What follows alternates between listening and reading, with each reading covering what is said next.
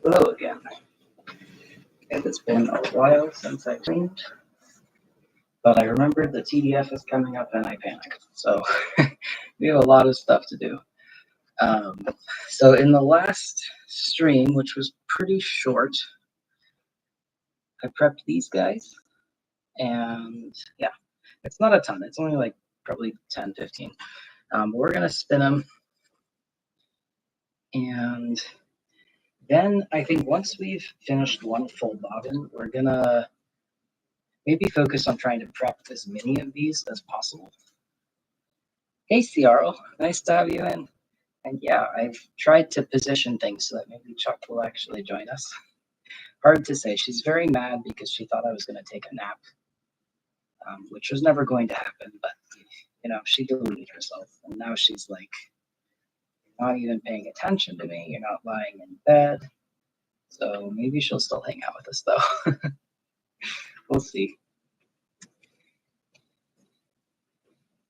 But yeah, I think my goal for TDF this year is to finish this blanket. The blanket spin, that is. I don't know if I'm sure I won't have finished knitting it by the end of TDF. That feels unlikely, but certainly finish spinning everything. That is the goal. I think it's doable if I try really hard, which I will, because I really want to get it done. I want this blanket. I need a blanket, and yeah. Also, it's one of those things where like this summer blanket is not really going to be helpful in the winter. And if I get it done in like August, I'll have it for at least a good amount of summer. So, yeah. I'm also like getting pretty close to being finished with that cotton sweater I've been knitting, which is nice. Like I'm maybe 2/3 of the way done, I think. It's just kind of crazy. You've prepped around 150 cotton poonies. You don't know how many more you have in you. That is so many. Wow. Are you like saving them up for a big spin project as well? Or like for TDF specifically? That's so many. I guess I probably also prepped around that many, but not all at once and with a lot of breaks. Oh, I should oil this. I always forget, but if I have this thing like in front of the AC and then I have the AC running, it becomes like almost impossible to spin on it unless I oil it. I guess because all of the oil is, gotten too cold or something to really work. Yeah, that's the difference is literally night and day. Gotta remember to do that every time. Your TDF goal is to learn to spin cotton well. Oh, hell yeah. That'll be awesome. Frankly, right there with you, because I feel like I'm still trying to figure out how to spin cotton well also. This has taken weeks. That makes sense. Yeah, I feel like that's also how long it takes me. Like I can do like 30 to 40 in a day, and it's not too terrible. But then trying to do that the next day, it's like, no, I'm done. I don't want to do more. I want a long break. Hand knit tops are so nice. That's what I've heard. I have never knit myself a top. I've crocheted one terrible sweater very early in my crochet career, so many years ago at this point. And it was awful. And I swore off making tops for a really long time, but now it's so hard to find a good cotton t-shirt that I've just decided I have no recourse but to make one myself.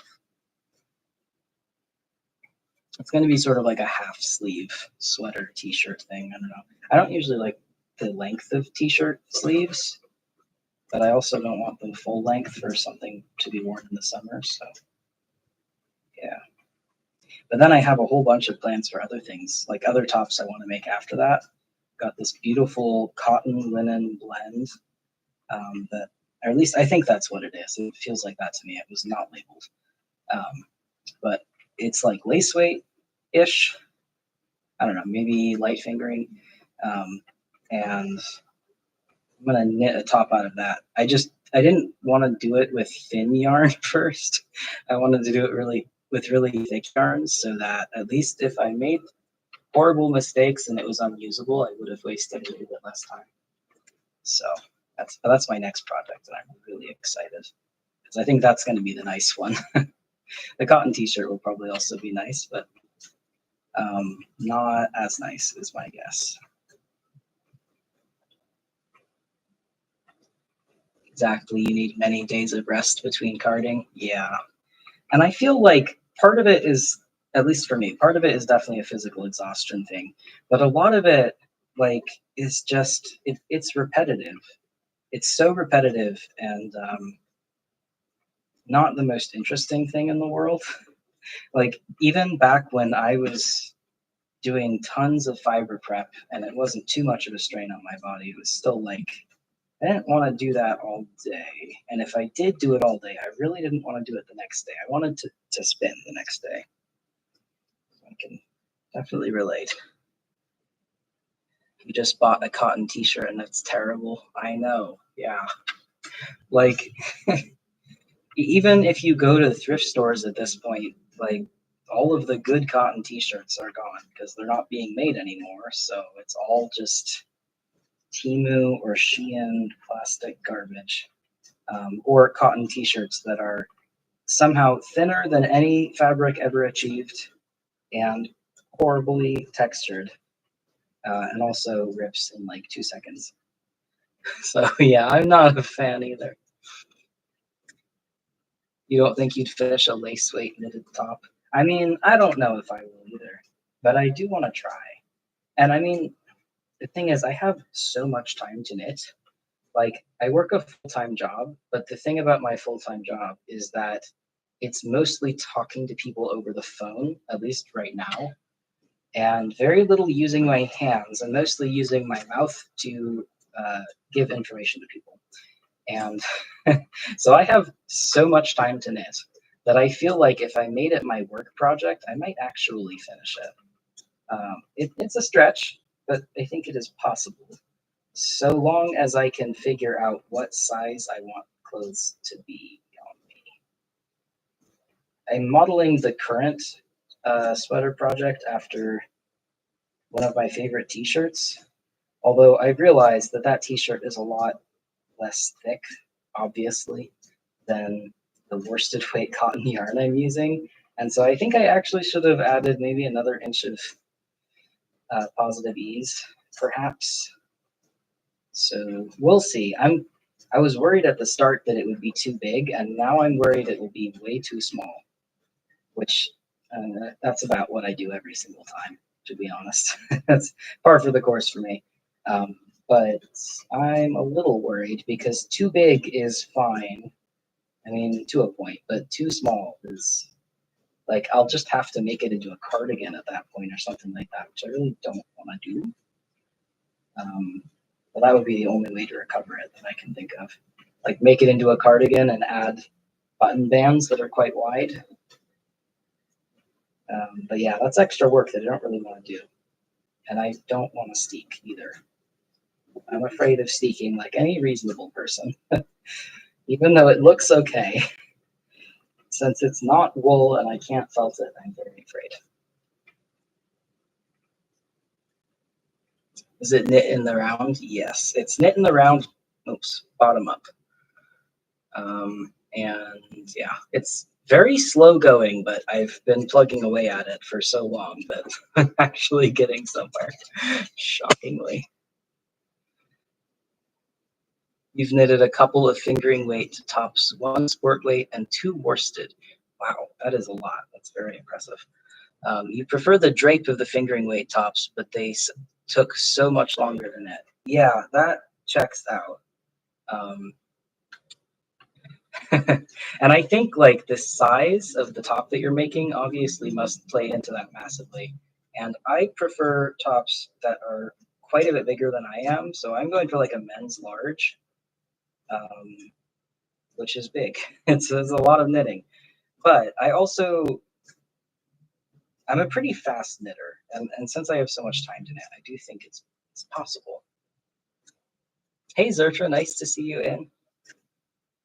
I am very glad that we got so many people on literally no notice whatsoever. Because I really wanted some company, so thank you all for being here. You often put side panels in under the arms for both sewn and knit things, but that doesn't help for in the round. I mean, I could also, like, if I end up having to steek anyway, that's doable. I'd have to do something. Because I'm certainly not going to knit a top for like 2 months and then frog it if there is some way to fix it. Again, I don't even know if it's going to be too small. I'm just worried that it could be, but who knows? You used to have a similar nothing to do with my hands job, so I got a lot of knit during the days. You think you were still on Sleeve Island for Fingering Weight One last time you tuned in? Gosh, I do love jobs like that, and I've made many jobs that you would not think would be that into that. For example, cashier at a 7-Eleven. I was knitting and spinning the entire time. My bosses hated it, but they couldn't fire me because I was one of 2 employees for a 24-hour store. And my customers were entranced. They liked it. I don't think they liked it when I rang them up one-handed, holding a spindle in the other hand, but you know, they couldn't actually stop me. So yeah, I will make any job into a knitting job. And it's very fun.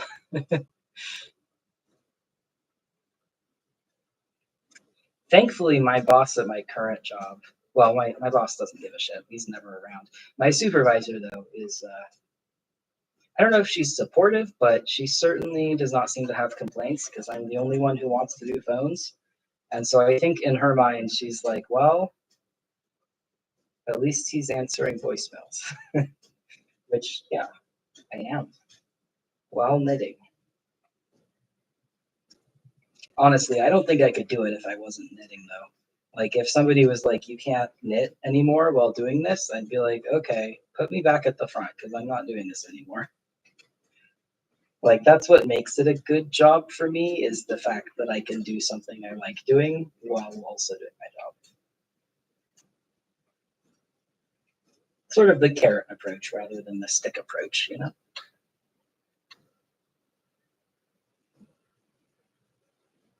But yeah, I am so excited for this top, even though I have no idea if it's going to be flattering or look good or fit me.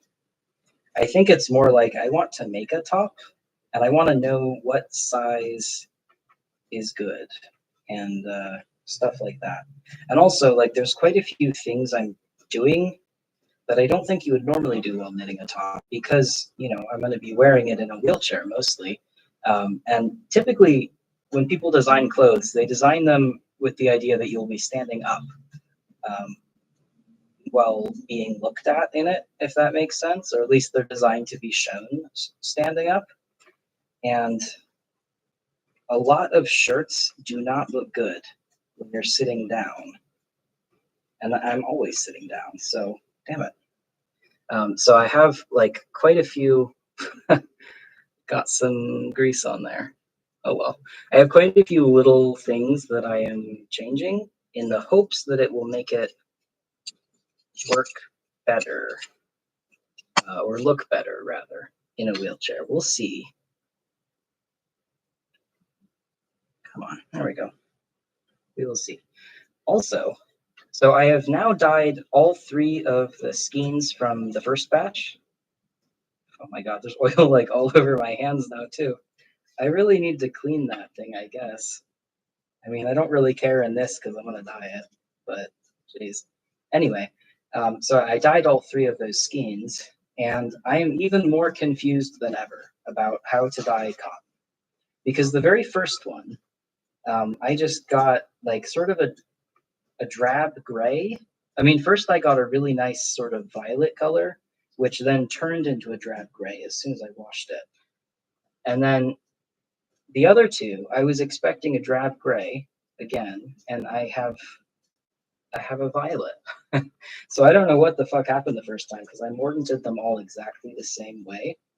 The only thing I can think of is that the other two were, so with alum in particular, if you mordant a fiber with it and then let it sit, you'll get a stronger color the longer you let it sit. Like, let it sit post-mordanting but pre-dyeing, if that makes sense. And I let the other two skeins sit for a couple of weeks, I guess, before using them, and they look much, much nicer. I mean, I like the gray too, to be honest. I think gray is one of my favorite colors, so I don't think there's anything wrong with it, but I wasn't going for gray, really. And so, yeah, now I have a light gray and I have like a violet color, and then I've got sort of a light lavender from the exhaust bath that I dyed the last skein with. So I'm very curious what is going to happen with all my other skeins, because none of it is working the way that I would expect with the dye materials that I don't know, I wouldn't say familiar with, but I've certainly used them a few times. But yeah, I'm excited to do some more. I mean, the thing about foraged dye materials, and really any sort of natural dye materials, is that every year it's going to give you a different color because the conditions will change slightly, like the growing conditions. Like I've had years where pokeberries gave this beautiful vibrant color, and then I've had years where pokeberries literally just gave me like a light brown. And I'm pretty sure it was just how they were. So it is always sort of a guess, but even so, you find the uncertainty can drive you forward too. Yeah, I definitely agree.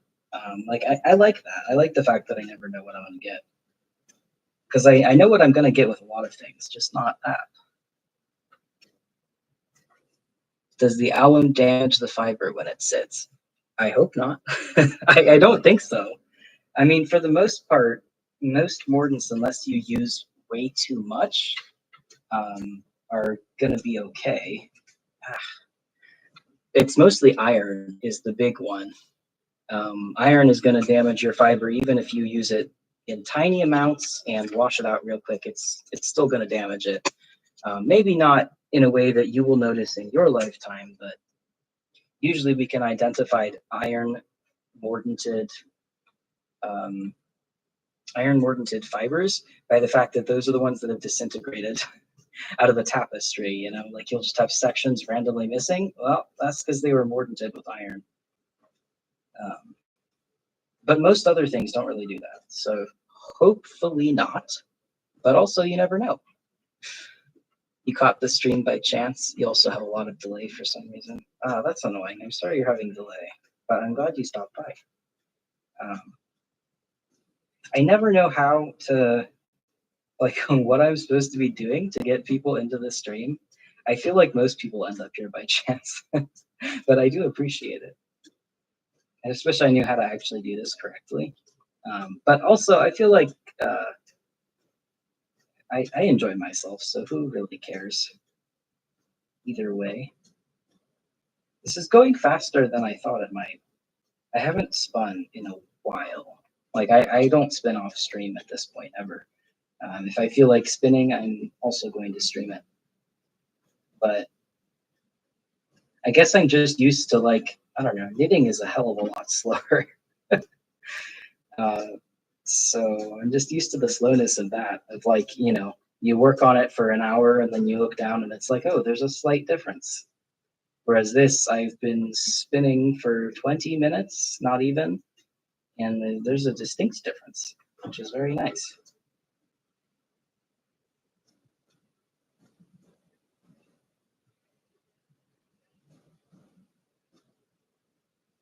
Oh, Chuck, facing the wall.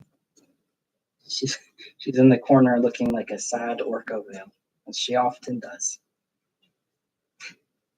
Oh, buddy.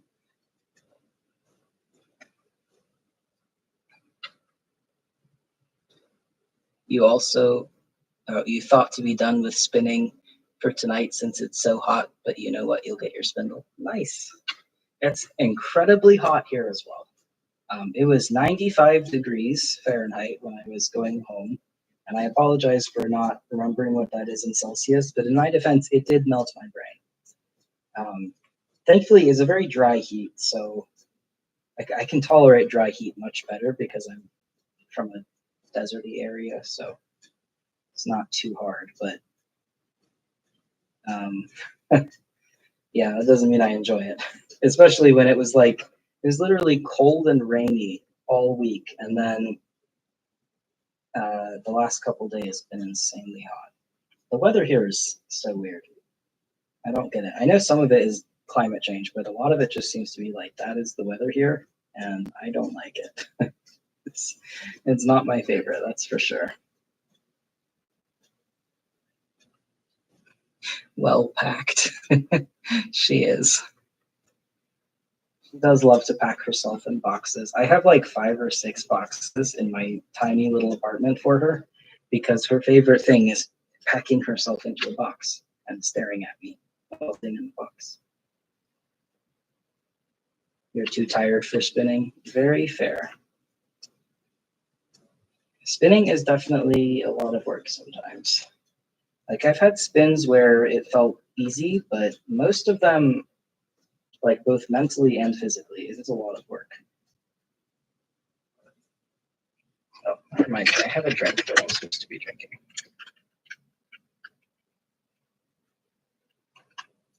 Wow, that is disgusting. I keep making the mistake of buying alcoholic drinks and thinking I will like them for some reason when I pretty much never like alcohol. I don't like this one, but at least it was only 99 cents. It's very cheap. It was 95 here today too, which at least was cooler than they were predicting. Ugh, that is terrible.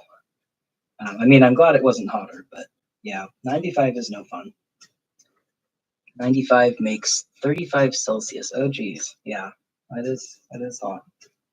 Bit too hot. I mean, I've been in like 140-degree weather, which I believe is approaching 50 Celsius, like 45 maybe 50,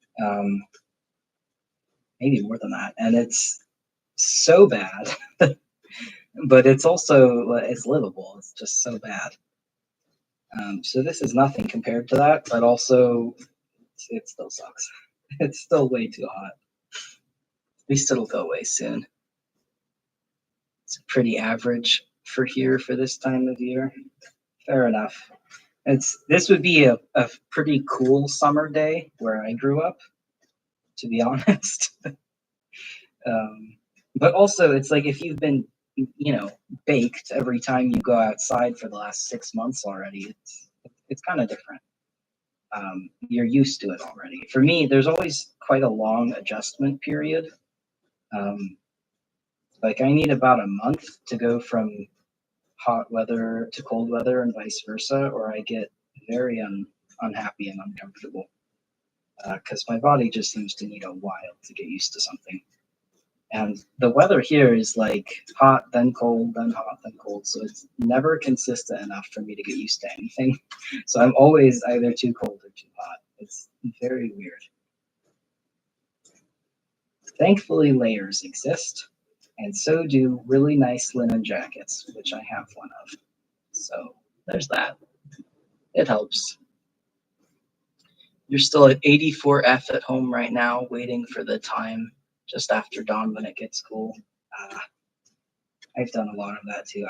I do love when the heat finally breaks and you go outside in the morning, like just after dawn, and it's like not cold, but a nice temperature outside. I do enjoy that a lot. One of the perks of it being horribly hot. Also, thunderstorms. It's going to be a ton of fires and muggy. Ugh. I think that's a lot more. I mean, just from like a scientific point of view, heat is so much easier to deal with when it's dry. As soon as you add mugginess in there, it's 1 billion times worse. I do like thunderstorms though. I don't like fires. There's pros and cons of everything. That is for sure.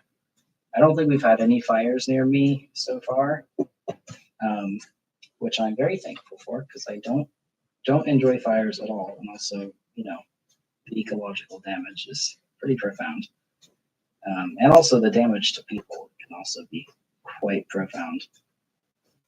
So maybe we'll get through the year unscathed. Nice. Been baked every time you've gone out, etc., but that's because you are high. That's a much better kind of baked. I wish I could like smoke weed when it was this hot out, but for whatever reason, I mean, like marijuana smoke is much hotter because it burns at a hotter temperature. And so if it's hot outside, I feel like I'm just scalding my throat and I can't do it. So it is inedible for me tonight. Certainly not smoking anything. Way too hot. But I can relate. Linen jackets are so nice. I love linen jackets. My sister got me this one from a thrift store, and it has tons and tons of holes, but it's so comfy and fits me perfectly, like literally perfectly. So I've been slowly fixing the holes, and it's not done yet. It's still covered in holes, but I got it to a wearable point, and so I'm wearing it everywhere, even though it's still covered in holes. But it's so good. Like it's perfectly warm enough in the morning when it's cool, and it's perfectly cool enough, but also provides cover from the sun in the afternoon. Linen is so good. Your core is always too hot, and you've been told you can't do cold anymore because of your fingers. That does not sound fun. I think it's part of the dysautonomia, but I just like flip flop between too hot and too cold in a room where the temperature is exactly the same and I'm not moving around and nothing is changing. And like in 5 minutes, I'll go from way too hot to way too cold. And yeah, it's ridiculous. I don't know what's going on. It's very odd. You've not figured out what you need to create to be comfy. I hope you get there. I don't think I have either, but I'm slowly figuring it out. Like I figured out linen is definitely my friend and also has a really nice texture as well. Thunderstorms are so good. I haven't had a good summer thunderstorm in a while. Thankfully, you don't live in an extremely flammable area. Yeah, that's sort of key. That's what makes them terrible versus enjoyable a lot of the time. But also the joint pain and the migraine thing that they cause for a lot of people can be a bit of a downer. For whatever reason, it does not seem to do anything for me, like no negative effects, which I quite appreciate. But also, I've not seen a lot of thunderstorms in my life. Enjoyed them all though. Got a bunch of small ones. You've been dreaming of suffocating. Oof. That does not sound like pleasant weather. Yeah, linen is awesome. I was talking about it in my knit group today with the other person there, or one of the other people there. And we both agree that linen is the superior fabric in every way. I just washed my linen blanket, my hand spun one, and I was using it last night, and it is just so perfect. Like in every way, it's so nice. I don't understand how a fiber can do that. Like the same article of clothing can keep you very nice and toasty and also nice and cool. It blows my mind every single time. You think bast fiber in general is really great? Agreed. I've spun a lot of, well, not a lot, comparatively to other like lesser known fibers. I've spun a fair amount of hemp, which is a bast fiber, and it's really nice also. It's a lot more rope-like. Like it's difficult to get it to be as fine and airy, in my opinion. But it's possible I just wasn't, wearing them long enough, because linen kind of does that too, but I find that it softens up pretty quick, whereas the hemp never really seemed to. I wish I knew what I did with that stuff. I spun a whole ton of it, and I made something at some point, and I can't remember what. But it was nice. It was good yarn. I was gonna make sandals out of it, and then turns out that's hard, so I didn't. But yeah, it just sort of disappeared. I should get some more though. Maybe if I ever run through all of my fiber stash, I will be allowed to get more fiber. At the moment, I'm just trying to use up the fiber that I got when I told myself I should use up the fiber I currently have. Yeah, I'm on a fiber and yarn buying lockdown. There's no more happening because I have way too much, and I'm not even using it that fast. But the problem is the whole acquiring fiber is a different hobby than using the fiber thing. It is a problem for me. I do love to acquire fiber.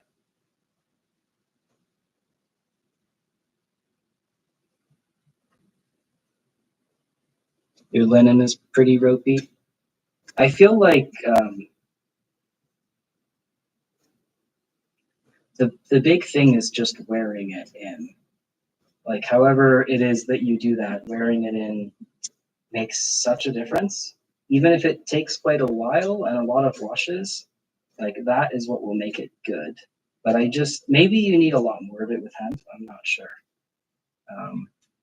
Like I said, I kind of lost it all before I could really give that a shot for whatever reason.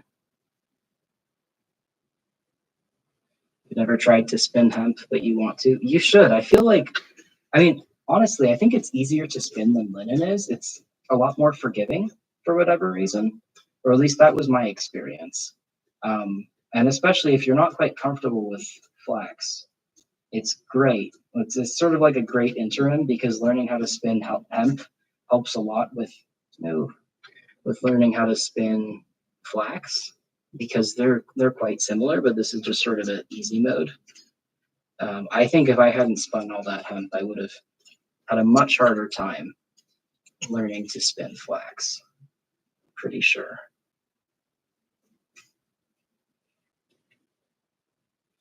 You've knitted with hemp yarn really hard on your hands. Yeah, that was my experience. The little that I worked with the actual yarn. I guess the key is probably to soften it up first, like at least a little bit before you knit with it. Easier said than done, though. That stuff's like iron. We have fibers at home. Exactly. Not a convincing argument, sadly, but it is technically the truth. You have a ton of fiber, you just find yourself wanting hand-dyed braids. Ooh, that sounds nice, though. I do love a good hand-dyed braid. I've worked with so few of them because I tend to go for buy something plain and then decorate it myself because I'm broke. But the few that I have actually sprung for were so nice, like so worth it. Completely understand why a lot of spinners like mostly spin that. Does knitting non-wool yarn behave very different? Oh yeah, 100%. Wool is quite different from like most other fibers. I think every type of fiber really behaves in its own way. Like cotton behaves very different from wool. Wool behaves very different from acrylic. Acrylic behaves very different from any sort of bast fiber. Silk behaves in a very weird way as well. Like everything, it does its own thing. Like anytime I'm thinking of making a bag, for example, I have to heavily take the yarn or the fiber type into account because like that is what's going to determine how much it stretches out and how much it springs back and how strong it is. And all of those things also affect just sort of the way that it feels in your hand and the way that you work with it. That's been my experience, at least. varies a lot. Cotton is kind of in the middle. The commercial yarn from Bast Fibers is really inelastic. Yeah. From my experience, even hand spun from Bast Fibers it's very inelastic. It's like thread, sort of, in terms of it's not going to stretch, which I like sometimes. And cotton can be the same way too. It kind of depends with cotton. I found these cotton poonies actually produce a fairly stretchy fabric, or fairly stretchy yarn, which is kind of crazy because I'm not used to cotton being stretchy. Certainly mill spun cotton is not stretchy, but this stuff is pretty stretchy for cotton anyway. Compared to wool, nah. You have not spun enough Bast Fibers to know about the hand spun. Fair enough. Highly recommend if you ever are able to, though. It's quite rewarding. It's just nice to have someone else figure out the color. Yeah, fair. You hate acrylic. Oh, me too. Least favorite fiber ever. I can't stand it. I don't know. And I can't stand it to the point that I don't even understand what the draw is or why you would use it. Like occasionally I buy bags of acrylic, or not acrylic, I buy bags of just like random bits of yarn from the thrift store, and there will be some good yarn in there. That's why I bought it. And then there will be some acrylic, and I usually just throw the acrylic away. Unless like I can find somebody who wants it, like I'm not gonna use it. It's like never. I'm never gonna use it. Yeah, you can definitely knit silk. It's very nice. I have not knit a lot with it, but it's one of those things where it really just depends on how it's spun. Like you wouldn't really want to knit with silk thread, although I suppose you could if you hated yourself. But if you spin it nice and thick and make it all nice and plush and everything, yeah, it's really nice. I haven't used a lot of it, but it is so nice. Silk is one fiber you really respect, but you're too freaked out to try and spin it. That's fair. I don't really know how to spin it much either. Like I've knit up my samples, and I've knit up some mill spun. But spinning it myself is hard. It's not an easy fiber, and it's got this really particular smell, or at least the cheaper silk does, which I call a bug spit smell because it literally smells like if bugs spat on something. That is what I imagine it would smell like. It's interesting. It's odd. It's not terrible, but it's odd. Yeah, it is. Like you have to have very smooth hands, or you need to be super serious about applying lotion, or else it's very unpleasant to spin. You have 2 stricks of flax, but you ruined the last one you tried, so they're just sitting there. Oof. Yeah, that's fair. I feel like I've had that experience too. Not with flax strick. I've actually never found for a price I could afford flax strick. But I've spun a lot of kind of shittier flax, and even that, it's very easy to ruin it. Like actually, I should keep it. It's very easy to just totally destroy the preparation. And then once you've destroyed it, it's like flax does not want to be spun in a jumble. You're not going to have a good time. So, yeah, it's hard. Definitely agreed. You get acrylic if you have a wool allergy or sensitivity, but if you just can't afford anything else, or if you just can't afford anything else, but otherwise, why? Yeah, that's where I'm at too. And even with like wool sensitivities, like, okay, linen exists, cotton exists. What are you getting out of acrylic? I don't know. I think it's the combination of it's usually very poorly made yarn, and it doesn't wear well because it's plastic. So it kind of disintegrates in a very ugly way, in my opinion. And then also the textural feeling I don't like, so that's a huge problem for me. And it is really bad at temperature control. Like anything I've knit out of acrylic or crocheted out of acrylic, I overheated like instantly and was like sweaty and clammy. It was just, ugh. Yeah, I'm not a fan. I pretty much only buy it if I'm making something for somebody who I know will destroy the wool. That's the only reason I use it. And I don't really enjoy it when I do that.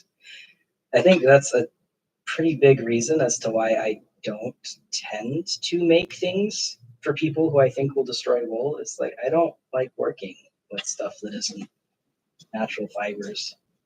And most of the things that I would make for people, they're not really suitable for bast or cotton. So I don't have the money for silk.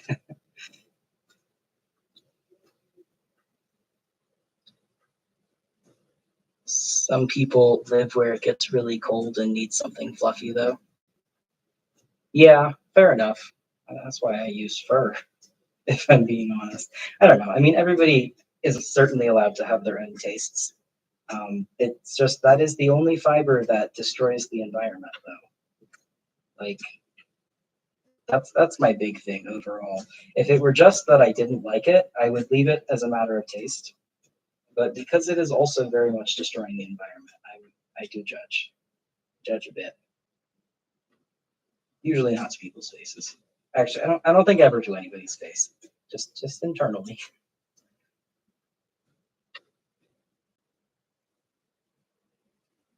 It makes you hot and cold at the same time. Exactly. That's how it is for me too. Like it doesn't provide enough of anything to keep me warm, but it does make me sweaty. Just gross. And yeah, I think that is true um, of man-made fibers in general. Knitting an acrylic cardigan for your friend who started it but can't knit anymore. You kind of hate it. I mean, I'm sure they will appreciate the finished object, though. That is what matters, but I can understand not liking it. I'm supposed to be knitting a hat. This was supposed to be a Christmas present. Yes, it is June. Um, Almost July. But yeah, I was gonna knit a Christmas present hat for my friend slash coworker, and the problem is that I know if I were to make her something with wool, she would never use it because she'd be afraid of destroying it. I know that's exactly what would happen. So I've been looking for something acrylic, but I hate everything I start making. And I think a lot of that is because I'm like, I don't like it because it's acrylic. And so it's impossible to be subjective or to think about how she would like it because she doesn't really have that problem that I do about acrylic. But yeah, that is why I'm 7 months late on the Christmas app. I'm not proud of it. I really need to figure something out. It's getting ridiculous. Also, at a certain point, though, like when do you get to say, well, it's been long enough that this has timed out and I'm sorry and you're not getting it? Because I did get her other things.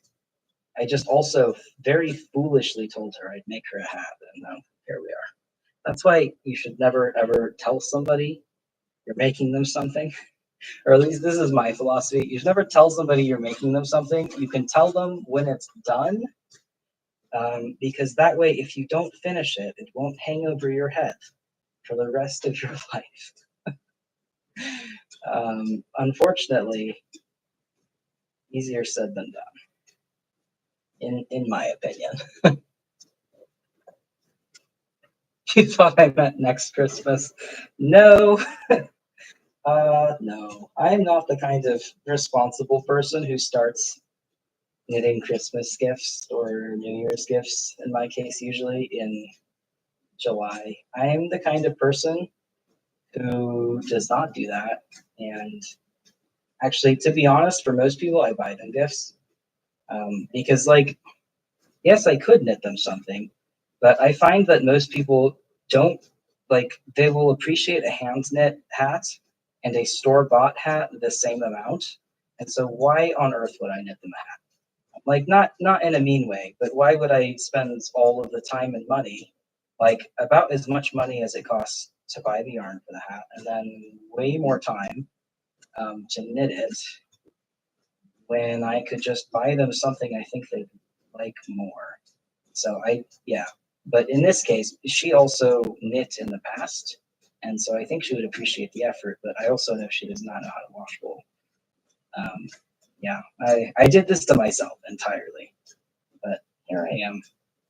I've been trying to find like superwash or wool acrylic blends. I bought way too many of those trying to make this hat for her, and I don't like any of them. Now I'm just annoyed at myself, honestly. I'm like, why did I do all of this to myself? It was totally unnecessary. Nobody even asked me to. Oh well.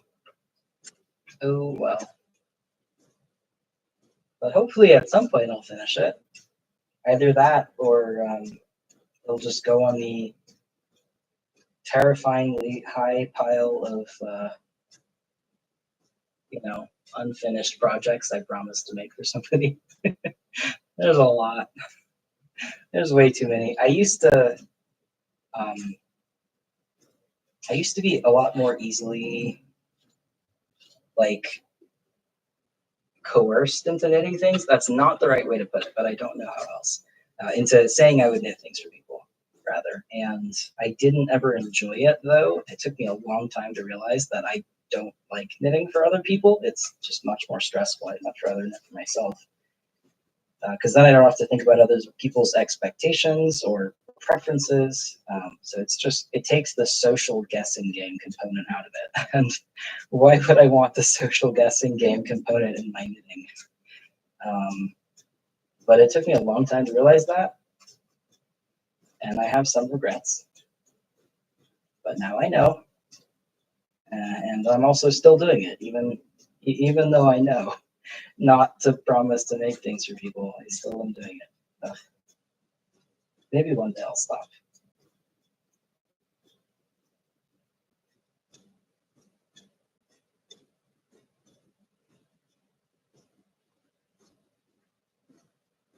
Unrelated, but we've got a new person in the knit group who's one of my.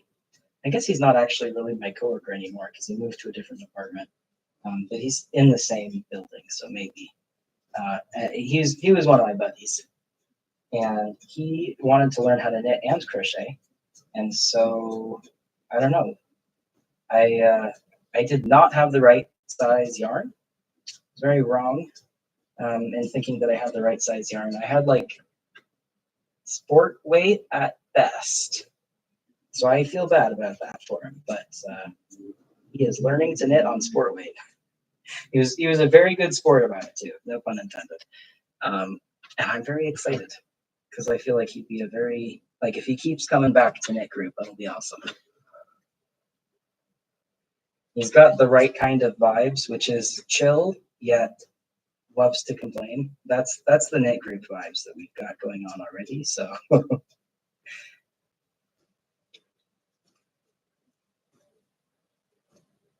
knitting things for your spouse and your best friend is okay. No one else though. That's very understandable. Yeah. Like I think if you know somebody's preferences, that does take the social guessing game component out of it a lot. I don't necessarily mind knitting for my sister. Like I've certainly knit her a lot of socks, and I know what she likes. But even so, the trying things on part has always been kind of a hassle. And I don't know. I just prefer making things for myself. I think I always have. Your best friend has that too. They love crochet, but not commissions. They used to draw a lot. It was the same. Yeah, same. They also took up spinning recently. That one is your fault. Nice. Good for you. I feel like in some ways it's almost a spinner rite of passage, getting your friends into spinning. I've gotten a couple people into spinning, although I don't know if they still do it. Hopefully, but who knows? But at least they learned.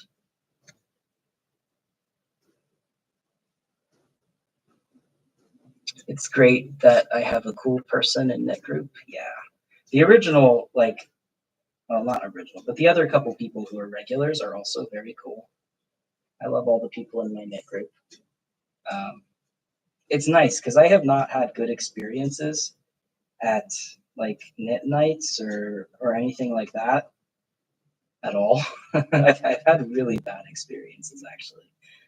Like to the point where I vowed that I was just done. I was just never going to go to another one again. Um, but thankfully, the one that I helped create is really nice. I like that one. It's honestly like it's the highlight of my week. I wish we did it every day. I would be so much happier if we did it every day. But twice a week is still like that's a hell of a lot better than nothing. And I feel like that's actually a lot for a knit group. That said, it's only half an hour at a time. So due to that, it's not as much as you're thinking, but it's quite nice. Definitely improves my day. So this yarn is getting thinner and thinner, which I knew was happening. I noticed it was happening. The thing is, I've been, all those like sample washcloths I made, I've been using them quite a lot. They're lovely. And I've been washing them every time because like I'll use one in the shower basically, and then it's dirty and it needs to be washed. And they are not wearing well at all. The thick ones in particular are pilling like crazy.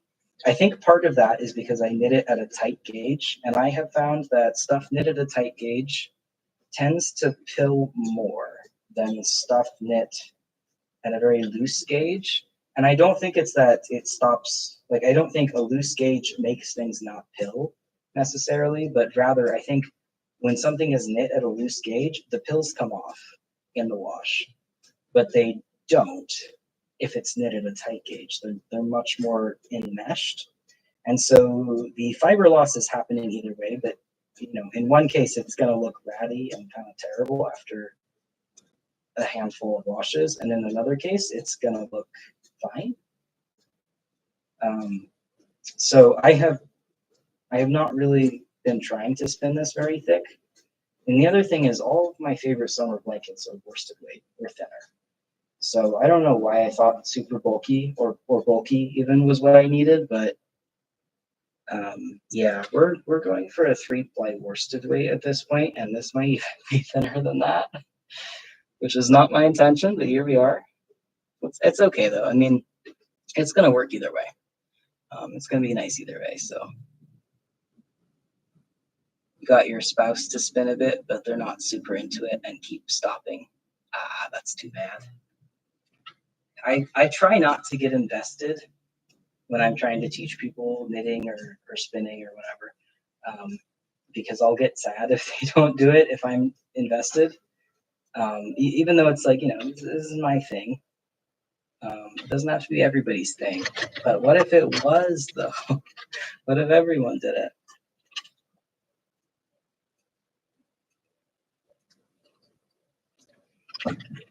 So other subject, but you're not sure where to ask. Tour de Fleece is a thing, but like, what is it? Oh, that's a great question. I love talking about Tour de Fleece. So I'm sure you've heard of Tour de France. It goes along with that.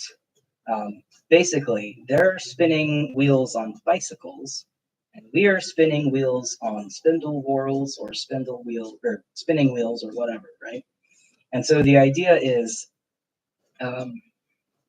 that you spin every day that they are cycling, and you can take like rest days when they have rest days, and when they have mountain days, or like particularly hard terrain days, you might do something a little more challenging or do more of it. Not everybody adheres to that. I usually don't. I usually just try and spin every day that Tour de France is going on. That's how I like to do it. But there's like sometimes it can get competitive. Like on Ravelry, there's teams and competitions and sometimes prizes. I've never done a competitive one. I just like to I don't know, make a promise to myself. But basically, the idea of Tour de Fleece is you're gonna spin something, and a lot of the time it's like if you didn't spin every single day that TDF was going on, that is okay. Maybe that's not the goal you're setting for yourself. Like, one of the goals I set for myself was to learn how to spin flax, and I did. I don't think I spun every day, but I learned how to spin flax, and that was a successful one. And then I had another one where I just wanted to spin an entire fleece that I had just finished naturally dyeing. That was another good one. And then I've had some where it was like, I just want to spin stuff. I don't know. Just want to spin every day. So you basically just set a goal for yourself and focus on doing at least some spinning every day, if that's your goal. Or, maybe your goal is get through a pile of fleece, or maybe it's to spin a specific thing or learn how to spin something. And that's the whole idea, is like you dedicate not a month, but I think it's like 21 days or something, 22 days maybe, to spinning. I do it every year if I can. I can't always, but I try to. And yeah, I love it. Highlight of the year for me. Yeah, it is a cool idea. I hope you join in if you feel like it. It's very fun, and I've found that that's when my spinning improves the most. Because I don't, even when I was an avid spinner, well, I'm still an avid spinner, but even when I was physically capable of spinning every day, I didn't usually. I didn't necessarily focus on it that much. Maybe every other day, but I had other stuff I was doing, like knitting or whatever. And but the month or so of TDF where I'm spinning every day is I always improve a ton, and I really enjoy it, and I usually get quite a lot done too. Not always. There's the last couple of years have been something of a dud, but this year I'm hoping. The main problem for me is I tend to get injured partway through. It's sort of a running theme. Fingers crossed that doesn't happen this time. But either way, my goal for TDF this year is to finish spinning this cotton blanket. That is my goal. I don't know if I'll do it, but that's my hope. Yeah. It is specifically a spinning thing because you could see it getting a fleece to finished object thing. It doesn't have to be. Traditionally, yes, it's specifically a spinning thing. But I think I've seen people do what you're suggesting, and I also know some people who just treat it as much crafts as you can, and it might be spinning, it might not. And I mean, there's no rules. You do what's fun. That's the point of it. You do what's fun and rewarding for you, and if you've done that for most of a month, then that is a win. You've never done TDF before, you're just going to try to spin some every day and learn cotton. That is a worthy goal. And I'm sure you will. Yeah, that's, like I said, that's how I learned flax, and it was very effective. Like, forcing myself to confront the same problem every single day meant that actually I figured it out pretty quick, and I was quite pleased. Some people also do Tour de Femme, which you saw some people call Tour de You recently. Oh, okay. I think the main part will be fine for you. Interesting. What are those, out of curiosity? I have like a vague guess, but I'm not sure. You're not sure you'll join Honestly Surviving Summer Heat Gets Priority, but you'd like to follow what people do. Fair. You can usually find on Tumblr, people are going to tag their posts like TDF or TDF 2025, which is what I often tag mine, or Tour de Fleece 2025, or just Tour de Fleece. So if you follow those 4 tags, you will get basically everything. I don't necessarily recommend the TDF or TDF 2025 because you'll also get a ton of Tour de France because it's the same acronym. So, but if you specify Tour de Fleece, when you're adding some tags to follow, I'm sure you will find a lot of stuff. And I intend to probably reblog a bunch of people's stuff, so I'm sure you'll see some that way too. Um, I really like it, honestly. It's very fun. You saw that with writing or drawing things, even if you don't achieve your goals and stuff, it's about the global movement. Yeah, exactly. It's like the like NaNoWriMo. Um, like it's not about necessarily writing a book, it's about doing what you set out to do. And same with Inktober. I've done both of those too, and I enjoyed them, but I never finished them. But I have finished Tour de Fleece multiple times, which I'm very proud of. Because it's not easy to finish. Like I tend to run out of steam by the end, but just power through anyway because I want to say I did it, and then I'm very happy that I did.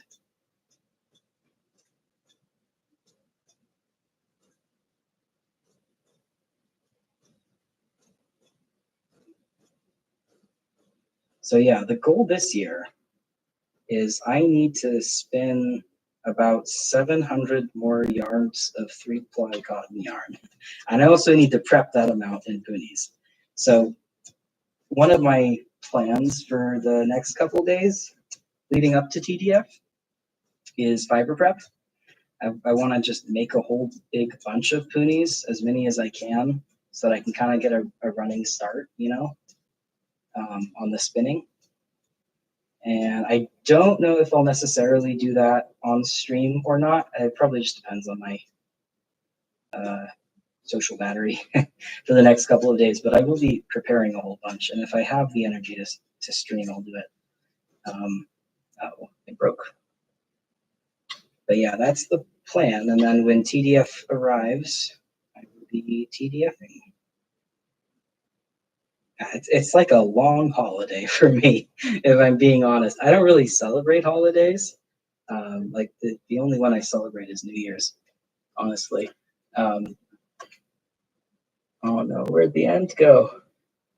But I do also celebrate TDF, and it's sort of like 30 days of fiber arts nerdery, which is great. That's my favorite thing. Okay, there we go. I'm almost done with these poonies, by the way. How far in are we? We're at an hour in, okay. Not bad. I might have to make some more then. We'll see. Tour de France is a men's only event. There's a partner event called Tour de Femme for women after. It just seems too long. Oh, interesting. It still blows my mind that Tour de France is allowed to be gender segregated. It's just fucked up. But that is cool that there's also like a women's version.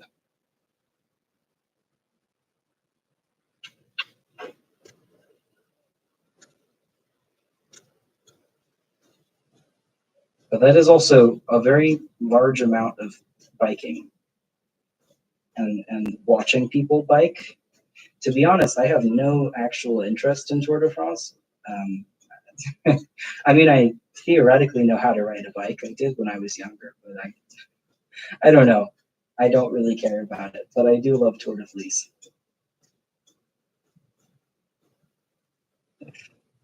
Like I sometimes follow the like rest days and mountain days thing for Tour de France, but it's mostly just because I think it changes things up.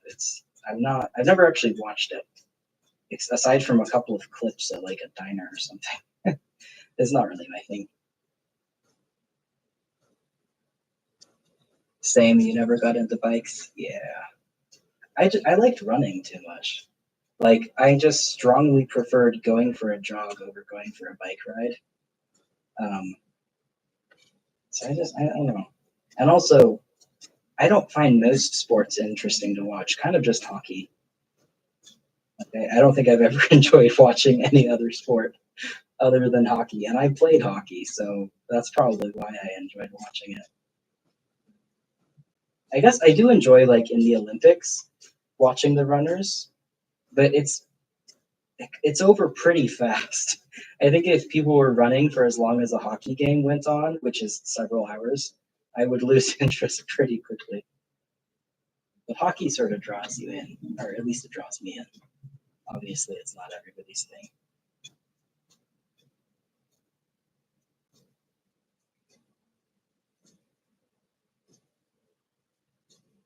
Yeah, we only have, what is this, 5 buoys left?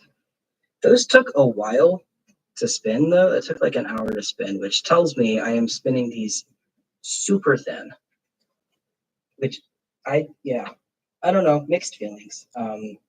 With the flax blanket, it was the same thing. I started out thick and I got thinner because that's just how I always spin. And it turned into a perfectly fine blanket. So I don't think it matters.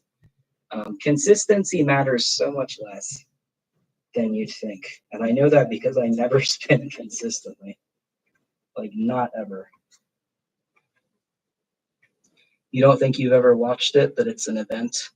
You just came back from your mom's and the city place had a whole thing for the Tour de France passing there. That makes sense. I mean, given that like it's going to pass through there, of course, the local government is going to be excited about it. Like the city that I live in goes wild over basketball happening, and we suck. Like our team is not good. And I don't know. I'm not much of a basketball fan because I kind of just watch hockey, like I said. But I think it's just people like their local sports. Not all people, but enough people that we still have local sports. So it's about the spectacle, I suppose.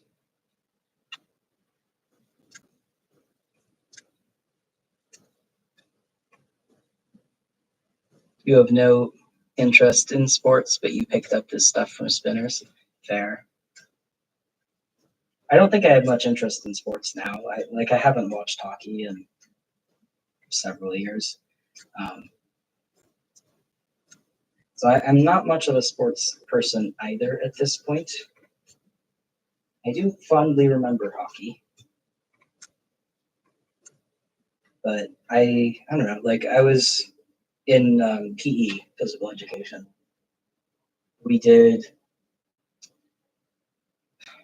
football, aka American rugby, I guess. We did soccer, aka football. We did baseball. We did all these different things, and I did not enjoy one of them. I liked hockey and I liked running, and that was it. And then when I couldn't do either of those anymore, it was like, I'm done. I'm out. It kind of, honestly, it depresses me to watch people run. I don't enjoy that because it's just like, I can't do that anymore. And it's my favorite thing ever. Cool. I'm sure I will get over it at some point. Hopefully. Maybe not. Well, you never know. But I still have my spinning.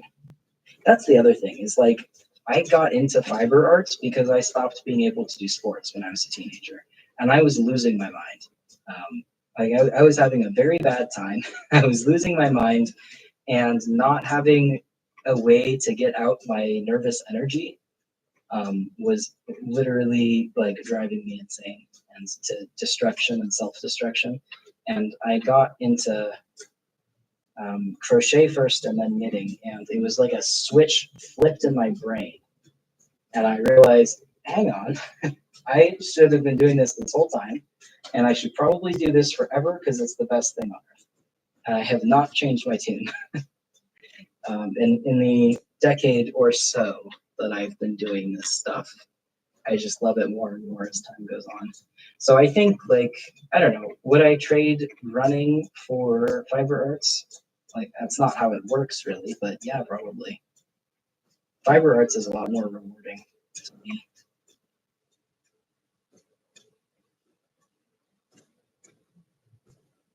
Hockey is barely a thing here, but it looks fun. It is. It's very fast paced and probably too violent for its own good. But if you like violent sports, like, I mean, some people like wrestling. If you like violent sports, it's great. And If you also like sweaty men, also it's great for that reason as well. And I did like sweaty men, so that was a draw. Um, yeah, it's very fun. Afraid to say baseball makes no sense for you, though. It doesn't make any sense to anyone. Don't worry about it. As an American, I don't understand baseball. I don't understand why we play baseball. I don't want to play baseball or go to baseball games, and I can't imagine what the hell the draw is for it, except maybe if you really like sitting around drinking beer. But you can sit around and drink beer for any purpose. Like I'm sitting around drinking beer. So and I'm spinning, so yeah, baseball is it's an enigma. I really don't understand what people get out of it, either in playing or in watching. It's so slow and boring. It's painful, honestly. That's how I feel about football too, if I'm being honest. I know it is the best thing ever. Fiber arts are just so good. I think I must have been um, a spinner in another life because it's just like this is my thing.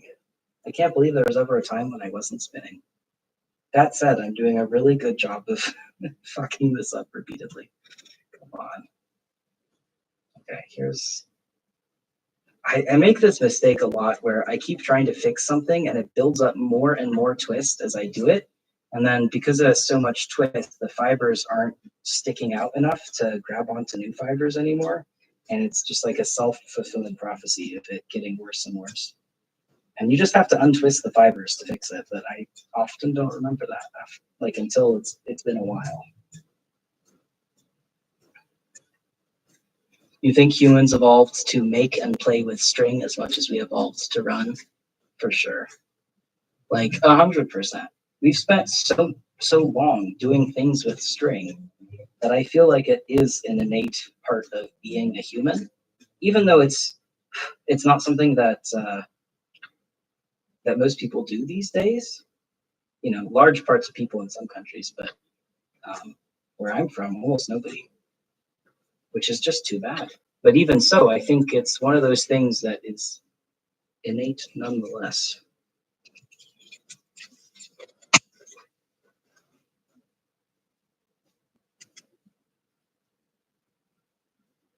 And you can sit around while spinning. Win-win. Exactly, yeah. You can sit around while spinning and like you can watch TV, you can read, listen to audiobooks. I've read The Lord of the Rings once while knitting. I knit this massive scarf over the course of 12 days while reading Lord of the Rings. And then I read it again while spinning something. I did not do a good job spinning that thing. Let me tell you. Because it turns out you kind of have to look at your spinning more than you have to look at your knitting, or at least I do. I don't have to look at my knitting at all unless it's complex, but I do with my spinning, and yeah, I didn't do a good job at all. But it's possible and fun.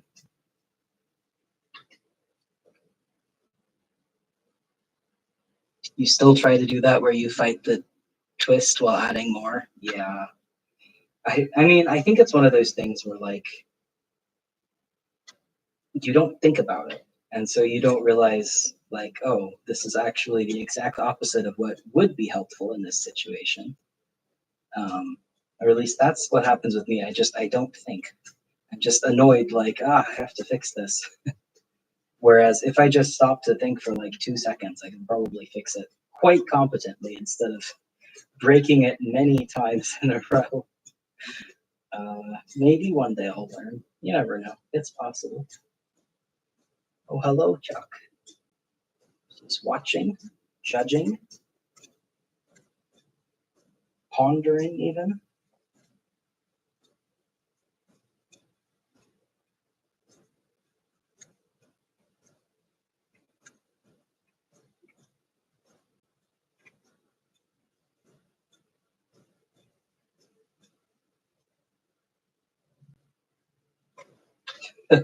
I just swept my floor yesterday, um, and so it was all nice and clean. And I just realized I've been throwing all of the bits of BM and damn it, and just random slubs and whatever, and stuff falling as well. And there's just a pile of debris at my feet right now that I am definitely gonna have to sweep up. It's kind of a shocking amount. Okay, I guess I just let it run too thin. Interesting.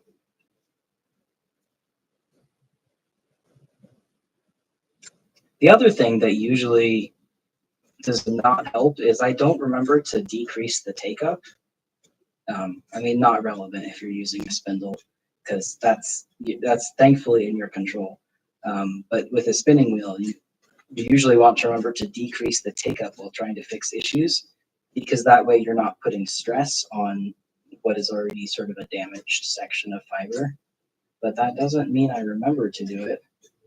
Theoretically, I do know that that's how you fix it, but I don't ever do it.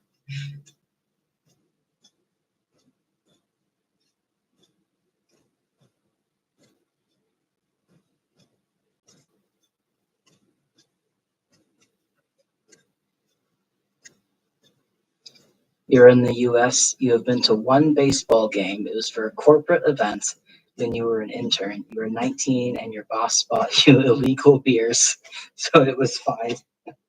That sounds like the quintessential baseball experience if I've ever heard one. Uh, I do think that, like, if you're not drinking beer, why are you going? And I say that as, I don't know, a recovered maybe alcoholic. I mean, I don't drink to the point of drunkenness anymore, and that was my goal. So even though I still drink, um, I don't understand what you'd want to do there if you're not drunk. Which doesn't mean it's bad. Like, there are things that are mostly fun to do while drunk that are fine, but I don't think baseball is one of them. It's just a weird ass sport. I'm curious, like, what the social climate was when it was invented that led to people thinking it was a good idea. I don't know when it was invented, though, or anything about the history of it, so it will forever be a mystery to me.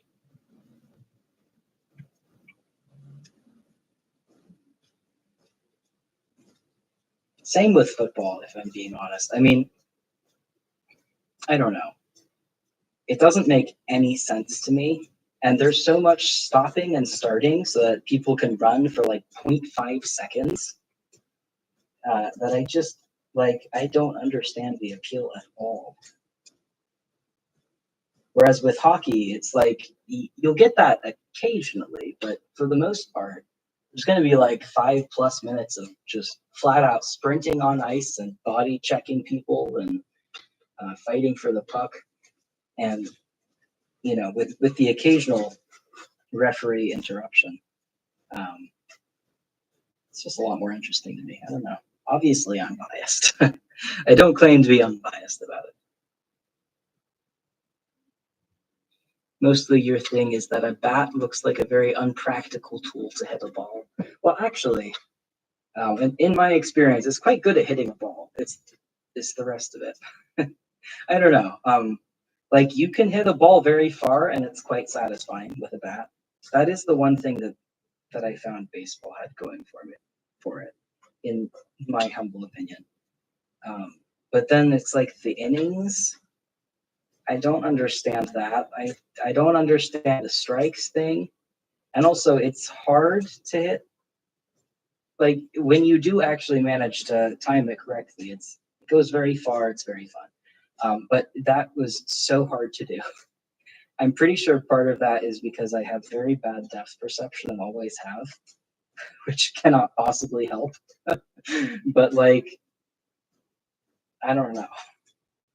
It was hard. It was way too hard. You've heard it was invented by drunk people who would leave the bar to go do it. Well, that would check out if that is true. That would explain a lot. Like, it feels like the kind of thing you would only choose to do while drunk. because yeah, you need several minutes of just sitting there because you're drunk.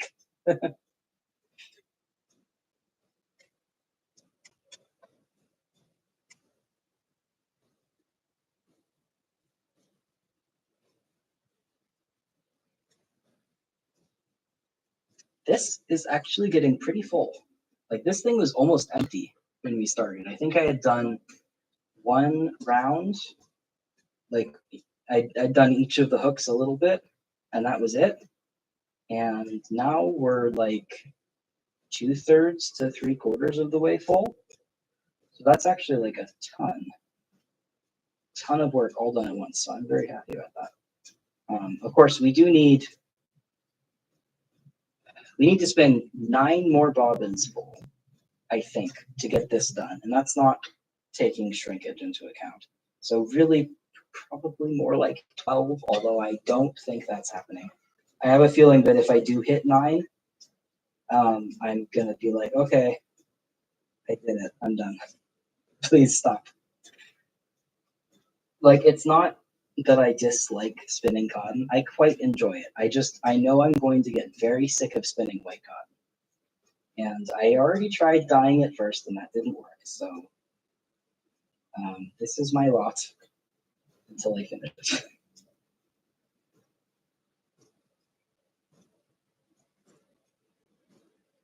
I don't know why I'm doing this to myself, but I mean, I do really, really want a hand-spun cotton blanket, so I guess that's why. But I don't think it's a good idea. But here we are, 13 streams in. I can't really stop now.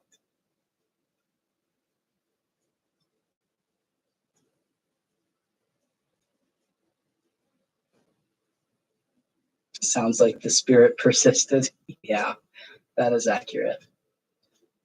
It does look good. Thank you. Yeah, I'm very happy with it, even though it's inconsistent.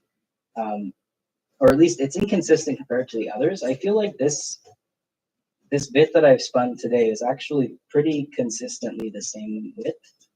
I might be deluding myself, you never know. But I also think I've dialed down on the amount of twist to add a lot better. And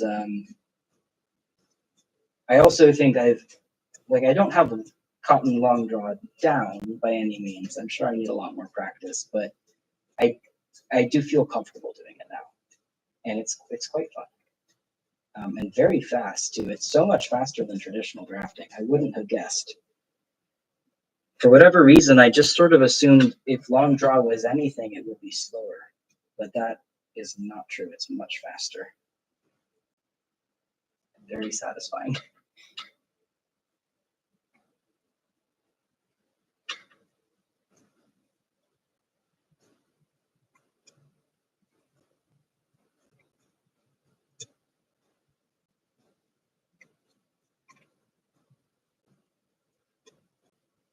I kind of want to. I have one more puni left after this one, by the way.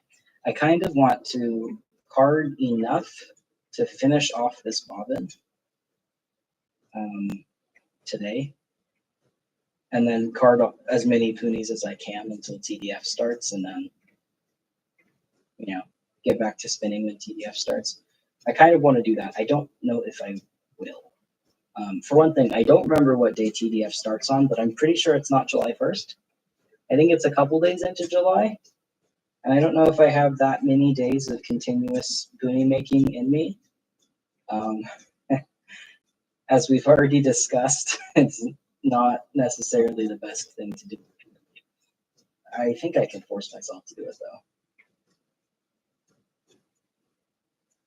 I don't know. It's one of those weird things where like, would I be enjoying it? Not really. But I also don't think there's like I don't mind the idea of hard work that I don't necessarily enjoy when I know the end result will be something I do really enjoy.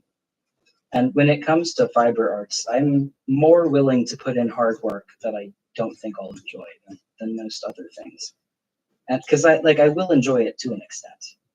I would always rather, be sitting around carding cotton than I would, for example, sitting around and like being on a computer or something. Like I'd rather, I don't know, doing hard work on a computer. I actually can't think of what hard work on a computer would be. I know there is some, just not stuff I've ever done. But yeah, it's like it's preferable, even if I won't like it. So I will probably force myself to do it, or at least we'll see. It comes down to whether or not I give myself a wrist injury immediately. That's probably the big thing. So yeah, I guess that'll be the deciding factor, really. My wrists have been super messed up recently. They're cooperating today, but generally speaking, they're not great. I don't even know why. I feel like I'm sleeping on them weird, unfortunately. Okay, last one.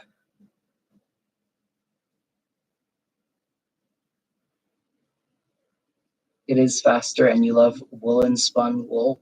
Cotton just seems easier this way. Oh yeah, it's definitely easier. It's almost impossible to spin any other way from what I've seen. I am really looking forward to doing wool long draw. I really want to try it. I haven't had the chance yet. You've seen July 5th, but it might be the 4th here. Yeah, that sounds about right. I don't know which one it is, but 4th or 5th sounds right to me.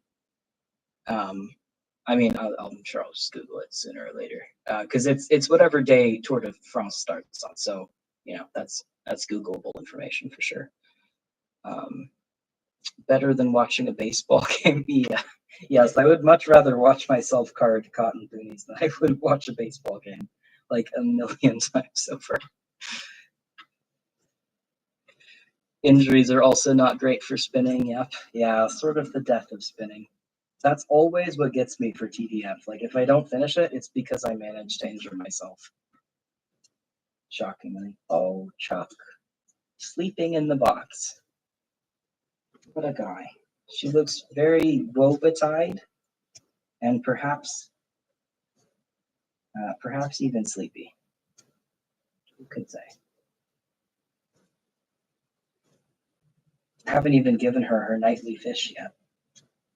I don't actually give her fish every day. That would be too much fish. But I do give her these little cat fish fillets fairly often instead of her normal dinner. She hasn't gotten it yet, and I told her I would, and I think that's why she's so sad. She's like, he's never gonna give it. He's gonna withhold my fish forever. Probably eating it himself. I would never. I don't eat fish, Chuck.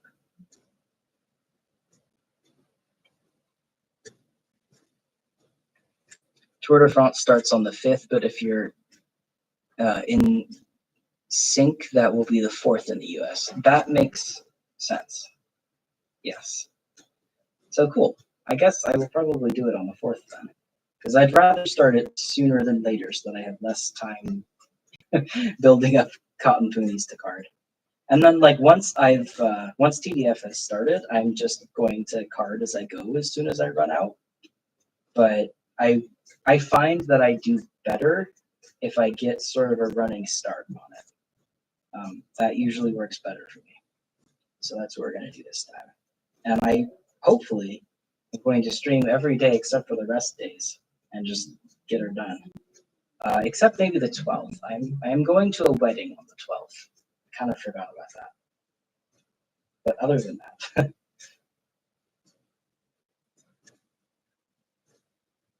so peaceful, so well organized. Indeed. She's got her paws all tucked away and everything. She's been so sweet lately. I mean, she's always very sweet. She's a very good, sweet cat. But she's been so sweet lately. I've been taking her on walks because the weather's nice, which frankly I don't think she enjoys. She enjoys going outside to sit and ponder things and look at bugs, which is fair. But I'm in a city, right? So there's nowhere I can do that isn't directly in front of somebody's like house, especially around here. There are some parts of the city where I could, just literally hang out with her while she sits on the ground, but nowhere nearby. So on Sunday, I went out and took her for a walk. And we basically just, like, she would sit in front of one house for about 5 minutes until I'd be like, Chuck, we gotta move, we gotta go. And then she'd be like, okay. And then she'd plod down, about 2 houses down, and she'd be like, I'm sitting again. And she'd like sit with her paws in a patch of clover or something, sniff the grass for 10 minutes. So we did not go very far. But she enjoys it a lot more that way. And to be honest, it's pretty clear that I'm not going to get this to be a good way of exercise either way. So at least she can get a bit of like outside time and stimulation, um, which I think she needs. Because she's been, I don't really know what the word for it is, but like lives indoors, goes outside supervised frequently. Like I would sit outside in the backyard with her and spin for many years until I stopped having a backyard. So that is what she's used to. She doesn't like not being able to go outside, which is very understandable. And I feel kind of bad that I moved to this apartment, which is clearly not really suited for her. But she's being very game about it, thankfully. Very good cat. Semi-outside cat? Yeah, maybe. I don't know. Because, I don't know, I feel like there's sort of a difference between a cat coming and going whenever it pleases and going where it wishes versus a cat who stays inside the fence while supervised. And I mean, she doesn't like going anywhere anyway. Like I said, she just likes to sit in the grass and stare at things. So that's probably why. Like it was not hard to get that to be the thing that she did. But it's like my sister's cat, for example, is very much I'm going to come and go as I please. And thankfully, she's too old to successfully hunt anything, so the wildlife is safe. She just watches them angrily, which is very funny. But she's much more of a I'm going, and you will not stop me. Whereas Chuck is like, can we sit in the grass together? Okay, I will say, now that I've gotten here, I'm very tired. And yeah, we might call it. We're at about an hour and a half, which I feel like is pretty decent for a stream for me. So yeah, I think I'm gonna call it. I don't know if you are interested in watching a stream that would just be carding.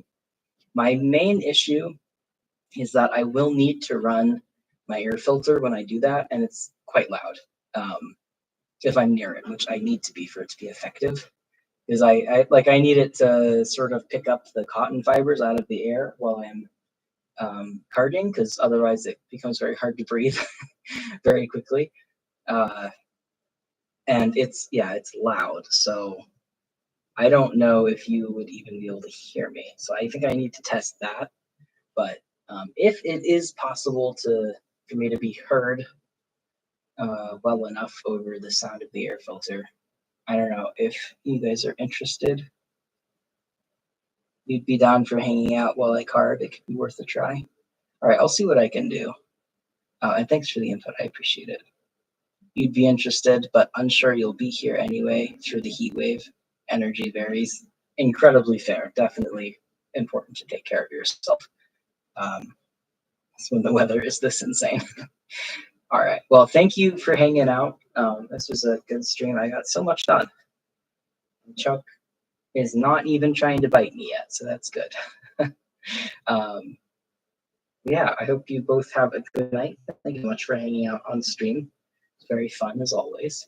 And if nothing else, I'll be here again when TDF starts, and hopefully at least once or twice before with some carding. Yeah, it has been a while. I've missed it. All right, I will catch you both another time. Chuck says good night also. Good night.